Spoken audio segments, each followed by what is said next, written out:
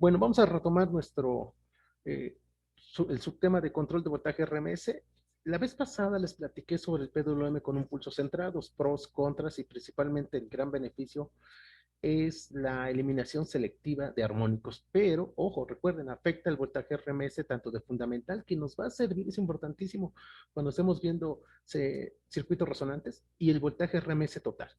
Bueno, ¿cuál es el problema o la problemática que presenta un solo pulso centrado? Que hay una distorsión grande debido al tiempo que está en bajo en las señales de control.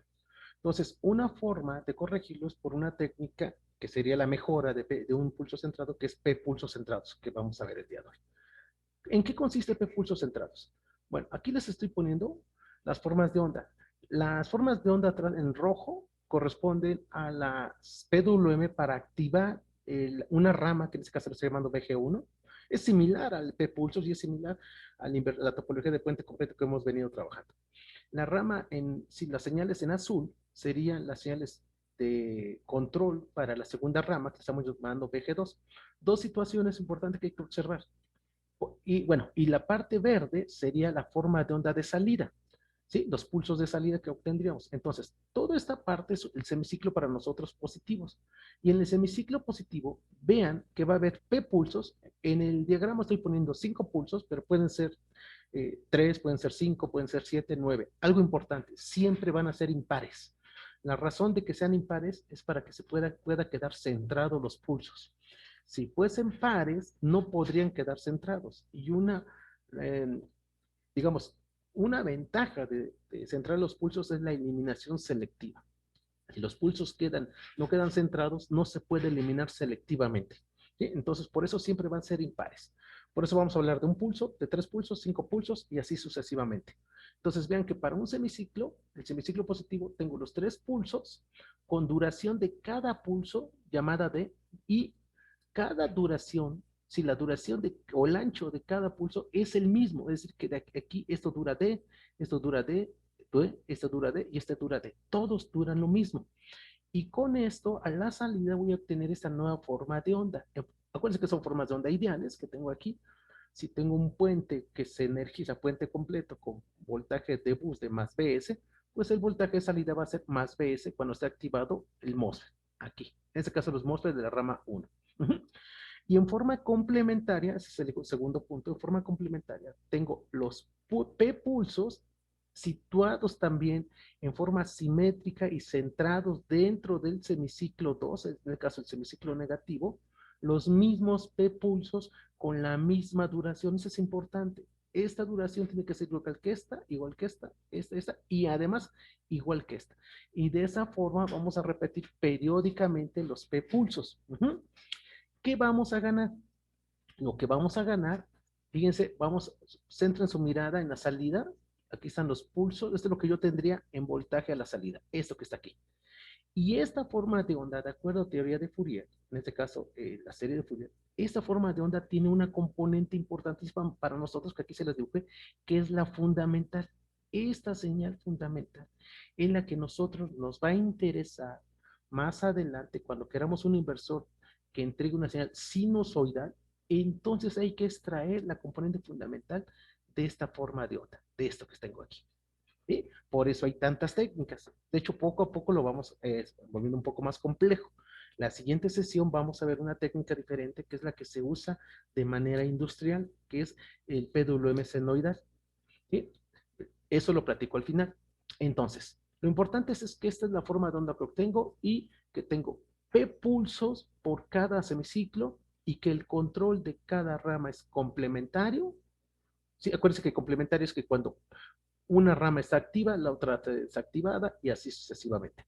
Y que van a existir los mismos P pulsos en cada una del control de las ramas. Ok, y centrados. Ok, bueno, ya que tenemos esto entendido, entonces las señales de control bien programadas nos van a generar en forma natural un tiempo muerto que aquí se puede ver. Y vean que este tiempo muerto, esta duración de tiempo muerto, es mucho menor a la duración de tiempo muerto en el control de un pulso centrado. Esta es la mejora fuerte que tenemos. ¿Qué pasa en cuanto a la serie de Fourier? Bueno, antes de entrar a la serie de Fourier, primero vamos a definir algunos parámetros que nos van a servir para la simulación y el control de RMS. ¿Cómo logro primero la señal, la variación del ancho de cada pulso? Ahorita lo vamos a ver adelante. Se obtiene de la comparación de una señal triangular, de que esa va a tener una frecuencia FC. El C es de carrier, de portadora. Esa es la razón. Entonces, una frecuencia FC para la señal triangular y una señal cuadrada denominada señal de referencia. La señal cuadrada va a tener una frecuencia F0. Esta frecuencia, a la cual esté operando la señal cuadrada, es la que va a determinar la frecuencia de salida de mi inversor. Quiere decir que si yo quiero diseñar un inversor con esta técnica para 60 Hz, entonces esta frecuencia tiene que ser 60 Hz. Y la frecuencia de la señal triangular me va a servir para algo. Bueno, de aquí puedo obtener una relación. Y la relación FC entre F0, es decir, la frecuencia de portadora o señal triangular, con respecto a la frecuencia de la señal cuadrada llamada referencia, me va a dar un parámetro que se llama modulación de frecuencia. Y el valor de la modulación de frecuencia indica el número de pulsos por cada semiciclo de información. ¿Sí? De acuerdo a esta expresión, aquí se ve. El número de pulsos, P representa el número de pulsos, va a depender cuánto valga la relación frecuencia triangular, frecuencia de referencia, y como es por cada semiciclo, entre dos. O MF, es decir, la modulación de frecuencia entre dos. Esto es cierto para P igual a 1, 3, 5, 7, 9, es decir, solo impares. Solo existe el número de pulsos impares. La razón, porque deben de quedar centrados. Ahora, ojo importante para ya el diseño práctico, o en principio en los ejemplos de simulación y un diseño práctico que quisiéramos hacer después. El ancho de cada pulso va a variar desde 0 hasta pi sobre p. ¿Por qué hasta pi sobre p? Porque, acuérdense, ahora todo el ancho de un semiciclo lo voy a dividir, lo van a compartir los p pulsos que yo tenga. Por lo tanto, el máximo ancho al cual puede llegar este pulso va a ser igual a pi entre el número de pulsos. Por eso lo tenemos aquí representado. Si calculamos el voltaje CD promedio y el voltaje RMS igual que en los esquemas anteriores, si esta forma de onda, estamos hablando de la salida ya, si esta forma de onda tiene el mismo número de pulsos, semiciclo positivo, semiciclo negativo, y el ancho de cada pulso es el mismo también acá, entonces lo que vamos a llegar como primera conclusión es que el voltaje promedio, el voltaje CD, tiene que valer cero, es decir, no hay voltaje de offset. Y el voltaje RMS, bueno, pues ese sí va a depender de otra situación. Aquí hay un pequeñísimo error, una disculpa, en las diapositivas que comparto, ya lo voy a corregir, lo acabo de encontrar ahorita, una disculpa. Es que siempre copio y pego, pero no. Pero bueno, el resultado es correcto, no va esto. Entonces, el voltaje RMS va a ser igual al voltaje del bus de CD por la raíz cuadrada, y ojo, se parece a la expresión de un pulso centrado, nada más que aquí aparece el P pulsos. Entonces, el voltaje RMS total ahora va a depender de dos parámetros. ¿Cuántos pulsos tenga para conformar mi inversor a la salida? Y cuánto dura el ancho de cada pulso. Y eso nos va a permitir entonces ahora sí poder controlar el ancho de pulso y aumentar el número de pulsos para disminuir la distorsión armónica. Lo vamos a ver en simulación. La serie de Fourier nueva para esta forma de onda de P pulsos ahora va a ser, en general va a ser esto. Va a ser la sumatoria desde n igual a 1 hasta 3, 5, eso ya hemos explicado porque son impares hasta infinito, de un coeficiente Bn seno de n omega de t, donde Bn que va a indicar, Bn indica la amplitud pico de cada componente armónico. Y la amplitud pico o el Bn se va a calcular con esta expresión. Vean cómo se empieza a volver complejo el análisis de Fourier ya. Ya no es tan sencillo y fácil y obvio de encontrar como en las primeras señales de control. Pero las primeras son importantes porque nos dan la pauta para empezar a entender rápidamente esto.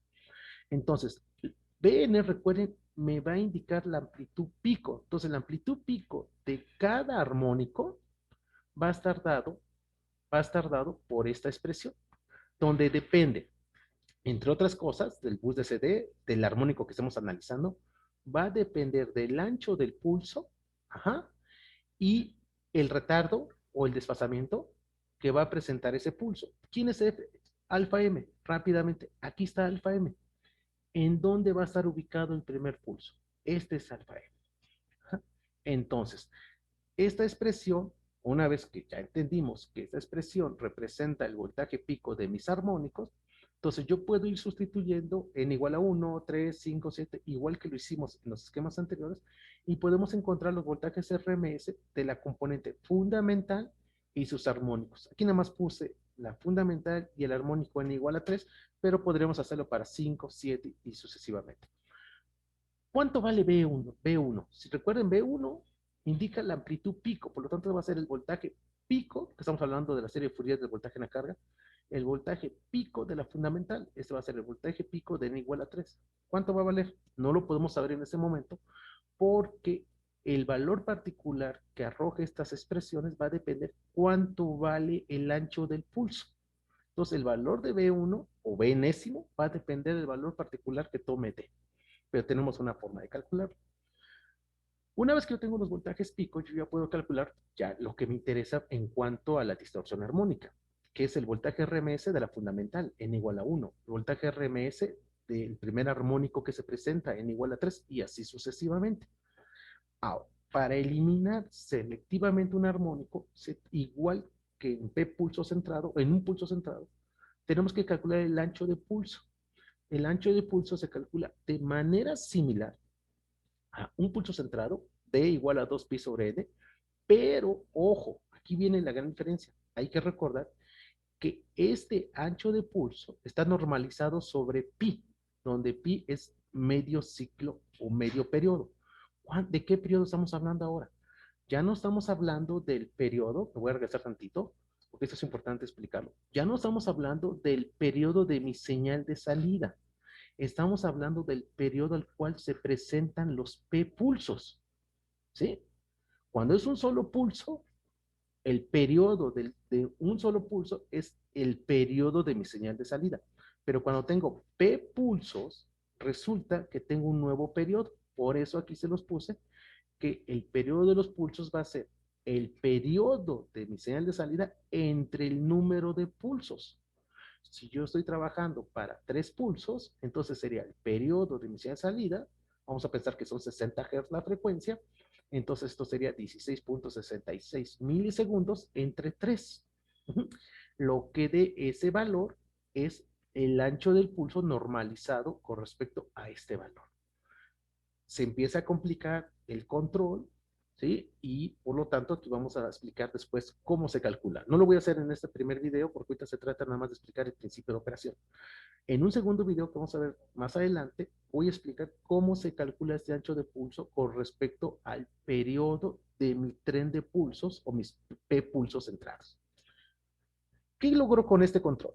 En este tipo de control, si se aumenta el número de pulsos, se reduce la amplitud de las armónicas de menor orden. Lo vamos a verificar en un momento. Pero se aumenta la amplitud de las armónicas de orden alto. Esto no es tan perjudicial porque las armónicas, entre más alejadas estén las armónicas, más fácil las puedo filtrar. El problema es cuando la amplitud de las armónicas de menor orden sea grande, porque entonces el filtro tiene que ser más robusto. Robusto me refiero a los decibeles por década con los cuales que tiene que atenuar, o el orden del filtro. Un mayor número de pulsos, el problema es que un mayor número de pulsos va a aumentar las pérdidas por conmutación. Por lo tanto, el objetivo es trabajar con un número de pulsos suficientes que disminuyan los armónicos de menor orden. Los de alto orden no me interesa mucho, los de menor orden, sin que aumenten significativamente las pérdidas por conmutación. Y aquí es mucho de experiencia, de estar trabajando, de hacer pruebas, de hacer cálculos, haciendo experimentos, en nuestro caso haciendo simulaciones, hasta que encontremos el valor más adecuado o el equilibrio entre el número de pulsos y las pérdidas por conmutación. Bueno, ¿qué tengo que hacer para eliminar el armónico n igual a 3 si quisiera hacer algo similar a un pulso centrado? Pues tengo que cumplir que el ancho de pulso valga 2/3 de pi sobre p. ¿Sí? Y entonces esto lo sustituyo aquí, por ejemplo, en B3, y este término va a quedar como seno de pi, y sabemos que seno de pi es 0, no importando lo que suceda acá. Cuando el ancho del pulso toma este valor normalizado, ojo por favor, normalizado, porque es el ancho del pulso con respecto a un radial. Aquí está. ¿Sí? Vuelvo a insistir, lo vamos a explicar, lo vamos a retomar en un ejercicio en un siguiente video, no en este. Ahorita nada más es puro principio de operación y confirmar con simulación que esto funciona. ¿Sí? Entonces vemos que el armónico n igual a 3 se elimina. Lo mismo sucede para el armónico n igual a 5. Ahora, el ancho del pulso normalizado tiene que valer esto, lo sustituyen ustedes y ven que siempre va a quedar aquí en este término seno de pi. Por lo tanto, seno de pi siempre vale 0, no importa lo que suceda acá, esto vale 0 y de esa manera podemos ir eliminando selectivamente cada armónico. Recordemos, si se elimina selectivamente un armónico y se controla el valor RMS entregado a la carga de acuerdo a esta expresión, ¿sí? El valor RMS va a depender cuántos pulsos tengo y qué ancho dura cada pulso. Ya en un circuito práctico, yo ya sabría cuántos pulsos estoy trabajando. Esto se volvería una constante ya para un circuito fijo. 3 pulsos, 5 pulsos, 7 pulsos. Y lo que estaría variando es el ancho del pulso. ¿En qué me va a ayudar esto? Pues me va a ayudar a tener nuevamente control RMS con menor distorsión armónica. Ese es el objetivo. Todas estas técnicas de control es para variar el voltaje RMS entregado a la salida del inversor sin que afecte significativamente la distorsión armónica. En esta diapositiva les estoy presentando en la parte de arriba, estas son las señales de control de 3 pulsos para una rama. Ahí se ven los 3 pulsos centrados. Lo pueden ver ahorita les digo. La traza roja son los 3 pulsos de la segunda rama. Ahí se ve. ¿Sí? Y la traza verde sería, en este caso es la corriente, dibujé la corriente, sería la corriente que circula en la carga y aquí sería el semiciclo positivo, el semiciclo negativo y sucesivamente. Entonces, para el semiciclo positivo, vean cómo existen 3 pulsos y están centrados. Ahí se ve visualmente. Para el semiciclo negativo, tengo 3 pulsos de control que me genera 3 pulsos de salida para el semiciclo negativo y así sucesivamente. Vean, por favor, el tiempo muerto. El hecho de aumentar más pulsos me permite tener tiempos muertos pequeños. Acuérdense que el tiempo de muerto que tiene que cumplir el inversor debe de ser un intervalo de tiempo en el que no se conmute ningún MOSFET de ambas ramas para evitar un cortocircuito. Ese es el objetivo del tiempo muerto. ¿Sí? Mucho cuidado porque si no tenemos bien entendido el concepto de tiempo muerto y cuando algún día nos pregunten, pues nos vamos a confundir a qué contestar. El tiempo muerto es el tiempo en el cual yo aseguro que la rama que está en conducción transite a bloqueo y una vez que esté en bloqueo, como coloquialmente se dice, esté en apagado, ahora sí, mande a activar la segunda rama. Es un tiempo en el que, de acuerdo a la topología básica que estamos trabajando, no hay transferencia de energía, así como está la topología. Conforme las topologías vayan cambiando, y por ejemplo, si hay elemento capacitivo a la salida, entonces se mantiene la transferencia de energía y vamos a verlo, pero más adelante. Esos son ya, va, poco a poco. Entonces, este es el tiempo muerto. Vean el tiempo muerto, cómo es pequeño.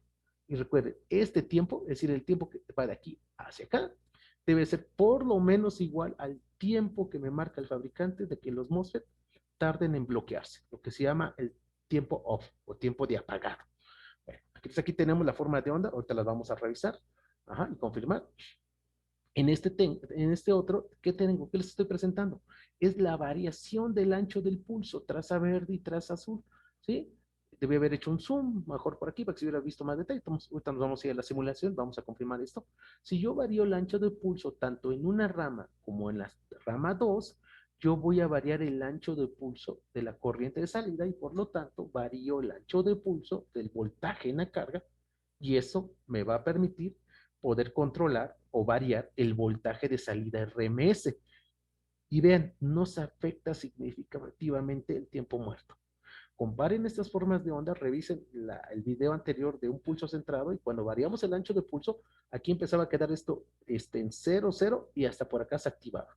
Y luego 0 y luego acá 0 y hasta acá se activaba. Es muy diferente este ancho de pulso, o este tiempo muerto, perdón, que tengo aquí. Esa es la ventaja de utilizar una técnica de P-pulsos. ¿Y qué sucede con el análisis de Fourier? En análisis de Fourier, aquí nada más les presento esto para ahorita como avanzada, ahorita vamos a entrar a la simulación. Aquí tengo representada la señal fundamental, aquí tengo n igual a 3, n igual a 5, y así sucesivamente. Es decir, tengo la variación de continuo armónico para dos variaciones de ancho de pulso. Vean cómo la variación del ancho del pulso me permite variar, en este caso es corriente, la corriente RMS de mi señal fundamental. La estoy variando. En el momento que yo estoy variando la corriente RMS de salida de mi inversor, automáticamente estoy variando el voltaje de salida RMS. Ya depende de la carga. ¿Sí? Y algo que se explicó acá. Déjenme regresar tantito, por favor, porque esto es importante. Aquí está. Si se aumenta el número de pulsos, se reduce la amplitud de las armónicas de menor orden y se aumenta la amplitud de las armónicas de orden alto. Veamos si eso es cierto. Vamos a ver. Vean cómo, estas serían las armónicas de menor orden. Aquí están. Vean la magnitud de la armónica n igual a 3 para dos diferentes anchos de pulso. Y esta sería una armónica que es superior a esta. Por lo tanto, esta empezaría a ser las armónicas de mayor orden. Y vean cómo la amplitud en n igual a 5 empieza a crecer. Eso es lo que precisamente estaba explicando hace un momento. Yo aumento el número de pulsos, reduzco esta amplitud y aumenta esta. Pero no importa, vaya, no nos preocupemos por eso, porque al final de cuentas vamos a meter un filtro. En principio puede ser un filtro paso bajos. Entonces, si es un filtro paso bajos, yo puedo hacer esto. Ahí está. ¿Qué hago con este filtro? Voy a dejar pasar nada más esta. Esta es la que voy a dejar pasar y esta la voy a bloquear. ¿Sí? Y va a dejar pasar parte, si el filtro fuera así con esa caída, va a dejar pasar parte de n igual a 3. Y en la práctica lo que va a suceder es que no voy a tener una señal sinusoidal perfecta, porque tengo la suma de este armónico. Entonces voy a tener algo así. Eso es normal, algo así. Pero si yo pongo un filtro ahora con mayor caída que haga esto, este será un filtro 2, ¿sí? Ahora sí, lo que voy a tener a la salida, aquí voy a estar dibujando la carga, el voltaje en la carga, contra el tiempo, ¿sí? Este es el tiempo. Si yo tuviese un filtro que hiciera esto, ahora sí, lo que voy a tener es una señal sinusoidal. Es esto. Pero esto es correcto cuando yo tengo esto de acá. Y esta forma de onda es cuando tenga acá. Y entre más deje pasar los armónicos, por ejemplo, se me ocurre esta otra pendiente, la vamos a dibujar por acá, creo que todavía tengo espacio, sí, todavía se ve, sí, aquí está el tiempo. Entonces, entre más deje pasar el armónico n igual a 3 y parte del armónico n igual a 5, entonces voy a empezar a ver algo así. Es decir, esto tiende a ser menos sinusoidal que esta. Y esto quiere decir que el THD de este, el THD es mayor al THD de este, que tengo aquí, y este sería el ideal, el THD igual a 0. ¿Sí? Entonces, esta es la razón del por qué estamos analizando la serie de Fourier para empezar a verificar cómo se comportan los armónicos y cómo nos van a impactar cuando en una segunda fase de estas pláticas de inversores lleguemos a la parte de cargas resonantes. Ahorita lo expliqué con un filtro paso bajos, pero bueno, mejor dice, oiga, pero yo conozco filtros pasabanda, entonados. Ah, bueno, si trabajamos con un filtro pasabanda, entonces tendríamos así. Y esto sería mejor. Estos son lo que se conoce como filtros resonantes. ¿Sí? Esa es la primer vertiente. Un filtro resonante que puede ser serio, puede ser paralelo, o filtros multiresonantes que hoy en día se están utilizando, ¿sí? Que son ya prácticos. Tienen mucho mejores ventajas. Su análisis circuital es más complejo, más pesado, pero una vez que se logra encontrar la ecuación de transferencia o puede ser una característica la cual nos permita diseñar ese filtro, son más robustos y permiten mejor transferencia de energía sin tantas pérdidas. ¿Sí? Entonces, esto sería en cuanto a esta parte. Déjenme regresar. Y lo que vamos a usar en la segunda parte de este video es, vamos entonces a simular, vamos a utilizar el LTSpice. Se acuerdan que a mí me gusta mucho el LTSpice. El LTSpice para simular un inversor de puente completo. ¿Sí? Aquí está el control para P-pulsos para una rama, es todo esto. Aquí está el control P-pulsos para la segunda rama. Aquí está el comparador, ahorita los voy a mostrar. Este sería la señal triangular, la que está aquí, y esta etiqueta, que es la misma que esta, es la señal cuadrada.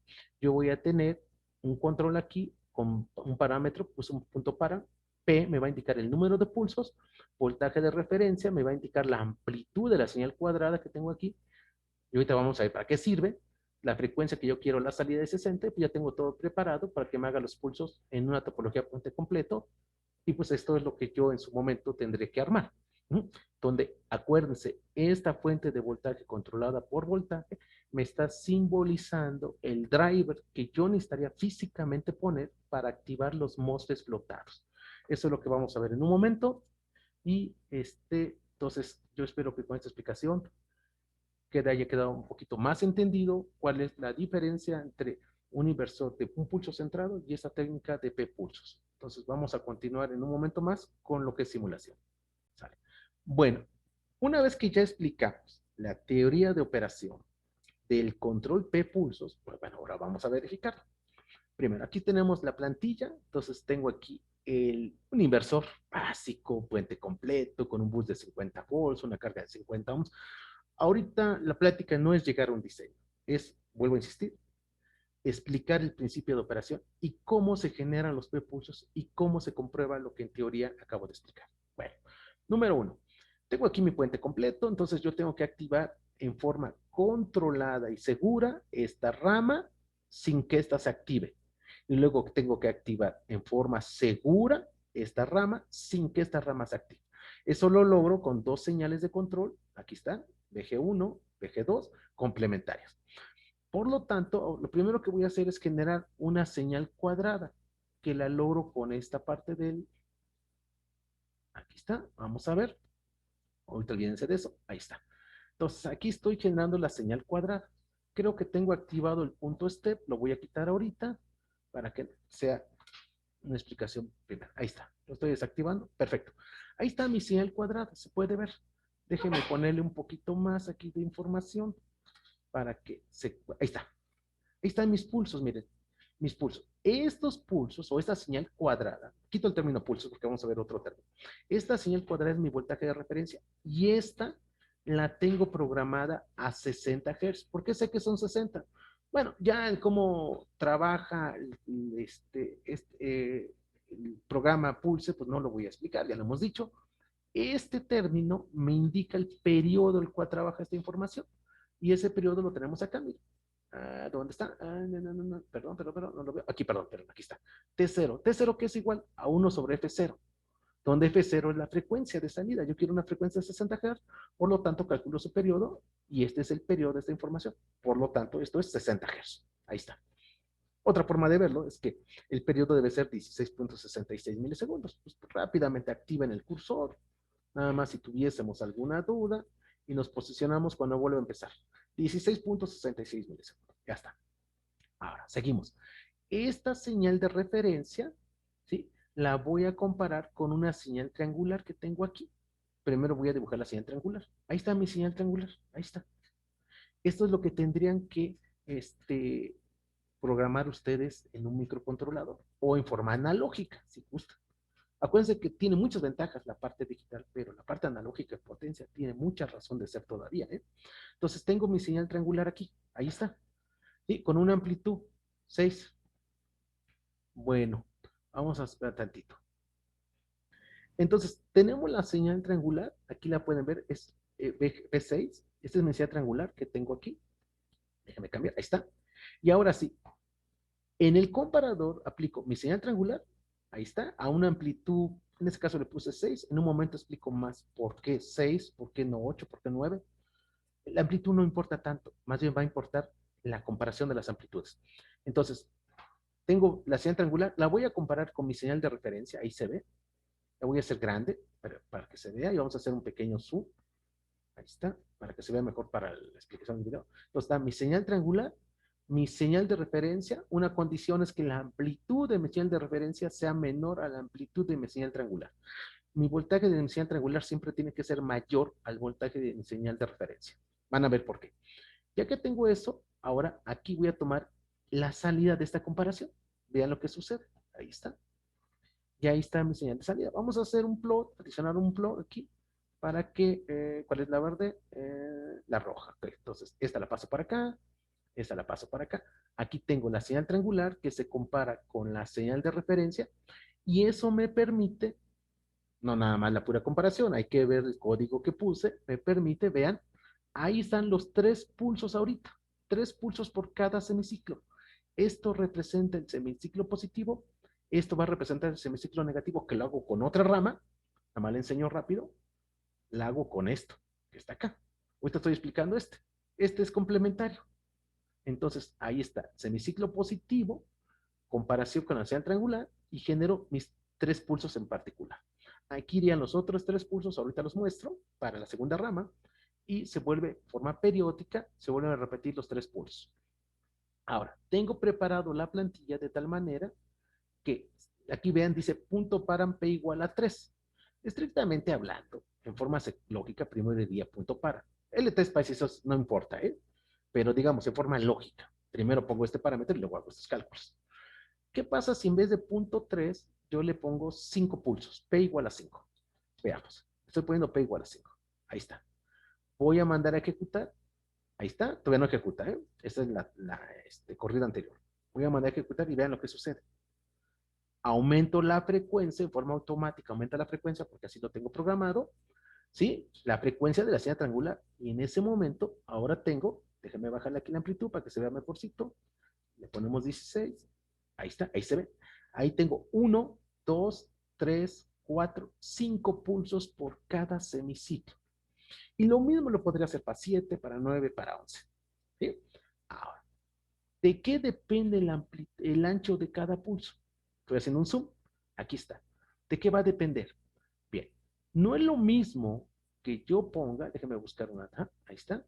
No es lo mismo que esta amplitud crezca, por ejemplo, acá, se me ocurre, ahí así. Porque ahora, ¿dónde se van a dar las conmutaciones? Fíjense que por la forma como está configurado el comparador, hay que recordar teoría de amplificadores. De hecho, tengo ahí en el canal, tengo una serie de videos que estoy subiendo de amplificadores, nada más que va muy lento. Entonces, bueno, en su momento voy a subir la explicación de amplificadores operacionales. La salida va a ser en alto cuando la señal, déjame decirlo así, traza verde, es mayor, ¿sí? A, métame tantito, ¿dónde se da? Aquí está, aquí está. Cuando la señal, la traza verde es mayor a la traza, a la referencia. Entonces, vean, aquí está. Ah, pues me quedó un poquito así. Ahí está. ¿Y dónde va? Vean, si se pierde tantito es que aquí tengo unos pantallitas que me está quitando. Vean, ahí está. ¿Sí? Entonces, entre este punto y este punto, ajá, se cumple que el voltaje de referencia, a ver, lo explico bien, el voltaje de referencia es mayor al voltaje de mi portador a la señal triangular, por lo tanto la salida está en alto. Pero ¿qué pasa si yo aumento el voltaje de referencia? Ahora los puntos de cruce no se ve muy bien, pero sería por acá y sería por acá. Fue muy poquito lo que aumenté, casi no se nota, pero sí se puede observar que esto crecería ligeramente para acá, así, y ese crecería un poquito más hacia la derecha. ¿Sí? Es decir, crecería por acá. Así. Y por lo tanto, lo que yo vería es un ancho de pulso mayor. Y lo mismo sucede para cada P pulso. ¿Eso funcionará? Sí. Lo que tengo que hacer es controlar cuánto vale este voltaje de referencia, ¿sí? La amplitud. Dependiendo la amplitud que tome en particular el voltaje de referencia, es el ancho del pulso que voy a tener. Vamos a ver si es cierto que eso funciona como lo estoy explicando. Nos vamos al circuito y ahora aquí tengo un voltaje de referencia 5. Ojo, esta amplitud es el voltaje de mi señal de referencia. Aquí está. Acuérdense que la señal triangular es 6. Entonces ahora le voy a poner un voltaje de referencia. Le voy a poner voltaje de referencia. De hecho, lo hacemos con el punto step. Aquí está. Para eso me sirve el punto step. Nada más que para que lo vean, ahí está bien. Miren, va a tomar valor de 5 y luego va a tomar valor de 4. ¿Sí? ¿Qué va a tomar de valor? El voltaje de referencia, la amplitud de esto. Por lo tanto, voy a tener dos diferentes anchos de pulso. Veamos primero. Ahí está. Hacemos un zoom para que lo vean todos. Aquí está. Aquí le voy a aumentar un poquito el top, ¿sí? La parte alta del gráfico para que se alcance a ver. Y ahí se ve claramente, miren, ahí están los dos amplitudes de voltaje de referencia. La señal triangular quedó igual. Y entonces, ¿qué observo? Que sigo teniendo 1, 2, 3, 4, 5 pulsos, porque P vale 5 en este ejemplo, pero como estoy variando el voltaje de referencia, tengo control sobre el ancho del pulso de cada uno de los pulsos. Es decir, si este ancho de esta traza roja a esta traza roja es el mismo ancho que de aquí a acá, el mismo ancho que de aquí a acá, y así sucesivamente. De esa manera tengo el control del ancho del pulso. Bueno, ahora, seguimos. Estamos explicando apenas esta parte. Vuelvo a quitar el punto step ahorita para que no me meta ruido, lo vuelvo a ejecutar. Y ahora lo que voy a hacer es, voy a poner otro plot, adiciono otro plot, ¿sí? Este lo pongo acá. Es más, así. Aquí en este plot voy a poner las otras señales de control. Entonces, aquí voy a poner, acuérdense que había puesto la primera señal de control que es VG1, ahora voy a poner VG2. Ahí está. Y entonces, ahí están mis pulsos. Le doy un valor aquí de 16, nomás para que se alcance a ver bien. Ahí está. Y ahí están mis pulsos. Aquí 60, pues está bien. ¿Sí? Y aquí están mis pulsos. Creo que agarré otra información, pero no importa. Vamos a verificarlo. Espérame tantito. Déjame borrarlo bien para que salga todo bien, como debe ser. En esta plot voy a poner. Ah, es que tomé el de salida. Ahí está. Ya el de salida emulando el driver. Acá está. Y en esta parte del plot voy a poner este otro. Ahí está. Y ahí están mis voltajes. Ahí se pueden ver trabajando tal cual esperamos. Ahí están mis pulsos de control que se van a los MOSFET. ¿Sí? Ahí están. 1, 2, 3, 4, 5 pulsos. 1, 2, 3, 4, 5 pulsos. Y eso me va a generar, ahora sí, vamos a borrar aquí. Voy a borrar esto. En esta parte, lo de arriba, aquí voy a poner la salida, que en este caso, para rapidez, voy a poner la corriente. Como es una carga resistiva, entonces la corriente en forma de onda es igual que el voltaje. Nada más para facilidad. Y aquí tengo mi forma de onda de corriente a la salida, donde vean por cada semiciclo de salida, vamos a hacer un zoom para que se vea mejor. Ahí está. Por cada semiciclo de salida, tengo los P pulsos de control que activaron ese MOSFET con la nueva amplitud, en este caso corriente. Tengo un ampere. Y un ampere es lo que yo espero, porque tengo un bus de 50 volts entre una carga de 50 ohms, 50 volts entre 50 ohms, un ampere. Entonces, ahí está funcionando muy bonito esto. Y lo que hace rato expliqué, vean el tiempo muerto. Entre más pulsos tenga yo, este tiempo muerto se reduce. Entonces, conclusión, ¿cómo controlo, en hacerlo pequeño, cómo controlo la cantidad de pulsos? Lo que tengo que hacer es aumentar la frecuencia de mi señal triangular. Y eso lo hago aquí. Aquí lo hago en esta parte. Si en vez de 5 le pongo 7 pulsos para este voltaje de referencia, entonces veamos lo que va a suceder. Y ahí están 1, 2, 3, 4, 5, 6, 7 pulsos por cada semiciclo. 1, 2, 3, 4, 5, 6, 7. ¿Sí? Y el ancho de cada pulso lo controlo, nuevamente, lo controlo con el punto step. Bueno, en este caso con el voltaje de referencia. Lo voy a cambiar aquí para que no meter el punto step ahorita. Le voy a poner, voy a hacer un ancho menor. ¿Sí? Entonces, si hago un ancho menor, le voy a poner 5, le voy a poner un 3. 3 volts. Ahí está.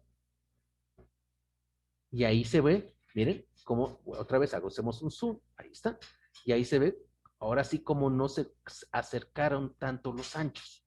Sigo teniendo 1, 2, 3, 4, 5, 6, 7 pulsos, ¿sí? Pero ahora estoy variando el ancho del pulso.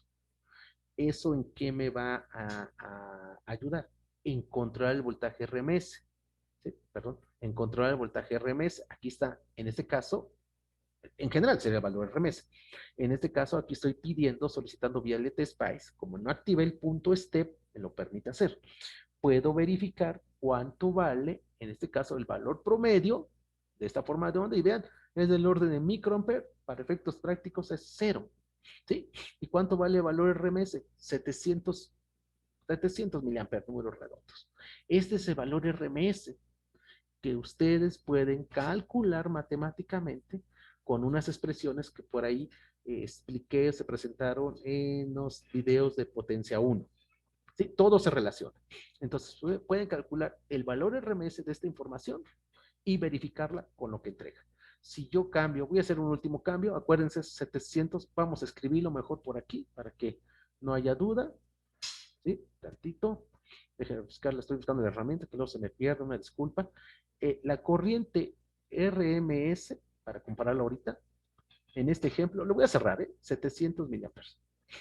700 miliamperes. Y este fue para un voltaje de referencia, si no me recuerdo, de 3 volts. Perfecto. Una vez que tenemos eso, entonces ahora sí, nos regresamos.